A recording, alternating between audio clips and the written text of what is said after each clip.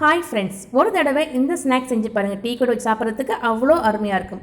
ஒரு பவுலில் கொஞ்சமாக உப்பு, பெருங்காயம் சேர்த்துக்கோங்க. நல்லா ஒரு 3 வெங்காயம் நல்லா இடிக்கல்ல இடித்து சேர்த்துக்கோங்க.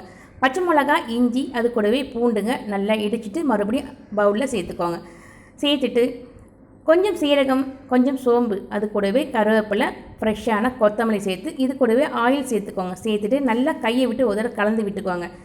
கலந்து விட்டதுக்கப்புறமா இது கூட 250 கிராம் கடலை மாவு சேர்த்துக்கோங்க. சேர்த்து நல்லா கலந்து விட்டுக்கோங்க. இந்த மாதிரி இடித்து ரெடி பண்ணி இந்த மாவை பக்கோடா போட்டு பாருங்கள், அவ்வளோ டேஸ்ட் ரொம்ப நல்லா இருக்குங்க.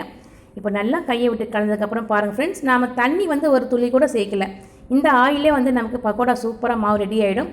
இப்போ எண்ணெய் நல்லா காஞ்சி வந்திருக்கு பாருங்கள். எடுத்து நம்ம கொஞ்சம் கொஞ்சமாக உதுத்து பக்கோடா பொரித்து எடுத்துக்கலாங்க. இப்போ ரெடி ஆகிடுச்சு. எடுத்து ஒரு தட்டில் மாற்றி வச்சுக்குவாங்க. அது கூடவே கொஞ்சமாக கருவேப்பிலை அதையும் பொரித்து எடுத்துக்குவாங்க.